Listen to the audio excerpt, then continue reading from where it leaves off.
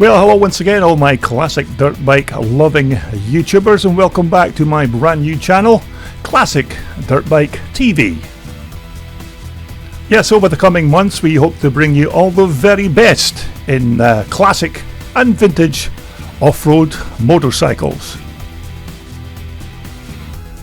So without further delay, in this very short clip we are going to take a look at a bike I captured at the 2013 Vets Motocross the Nation event at Farleigh Castle in the UK. So let's just check out some pictures of Lee McCollum's very nice 1992 WR500 Yamaha.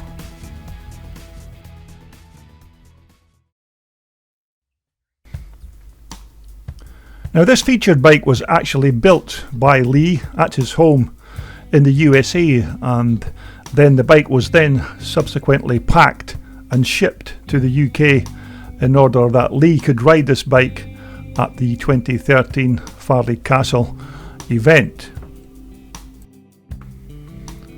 Now Lee had no intentions of keeping the bike and shipping it back to the States after the event, and once Lee was finished racing this machine, it was then sold to some lucky person in the UK.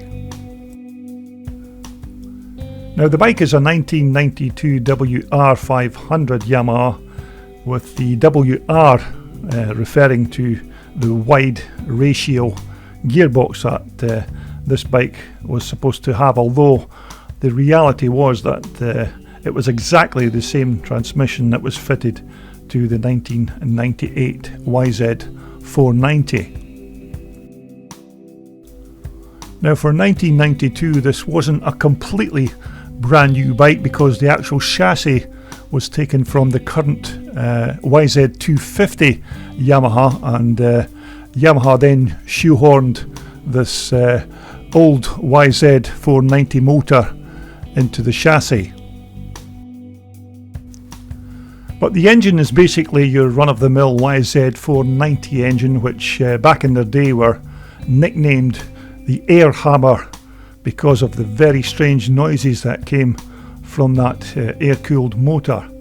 Although when they put this engine in this Yamaha 250 chassis, riders then renamed it the Maytag, because the engine vibrated so much, and hence the reason that Yamaha began fitting rubber dampers in between the cooling fins.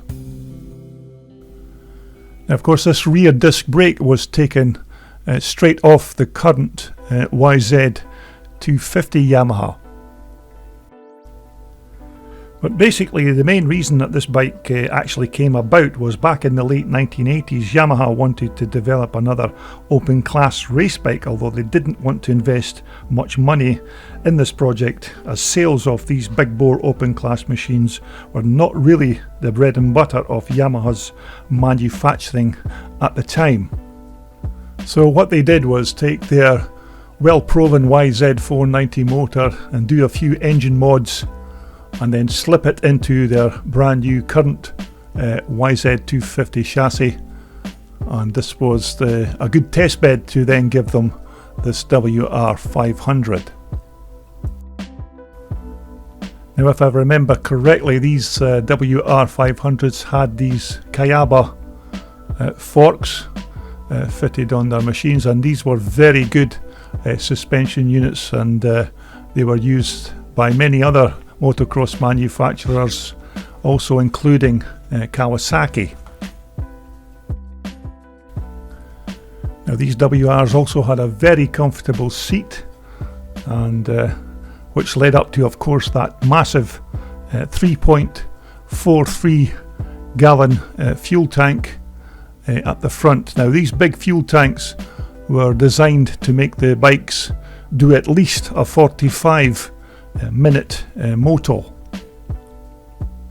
But many riders never ever filled these bikes right up to the max, and normally slightly more than 3/4 of a tank of fuel was more than enough for any race moto. Although it was because mainly that these bikes were designed to be a full blown open class racer, that Yamaha seemed to think that these bikes would require a much bigger fuel tank, but it seems that that was not the case. Of course, before Yamaha fitted this old YZ490 motor into the new chassis, they had to do some engine modifications to eliminate the pinging or pinking that was always a problem on these old YZ490 motors. Now, of course, on this bike, the only non-original part looks like this exhaust is not the original item from 1992, but in fact it is a Pro Circuit Works exhaust system.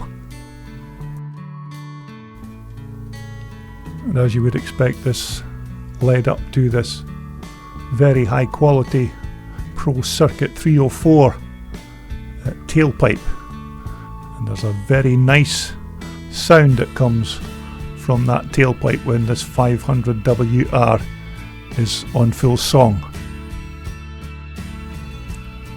But these bikes were not for the faint-hearted, and you needed to be a very special breed of person to ride one of these 500s at full throttle, although there were many riders who could master these big Yamahas, including American rider Doug Dubach.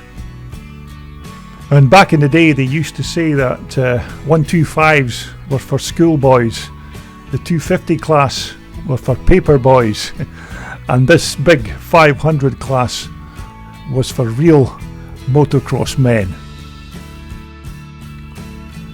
Now, these WR500s were never manufactured in big numbers, and I think there was only about 1,000 of these bikes ever made, so Yamaha never made a vast amount of these big 500 open class bikes. Although overall these WR500s were decent machines with good predictable handling, and some would say that it wasn't even fiery enough for an out-and-out open class racer because Yamaha had mellowed out the old YZ490 motor to try and eliminate the pinging or pinking as it was otherwise known on the old bike. But then again, only the very best riders could ride these machines to their 100% capacity, and there were few and far between when these 1992 bikes were launched onto the market. But basically this was an older YZ490 motor in what was the latest YZ250 Yamaha chassis.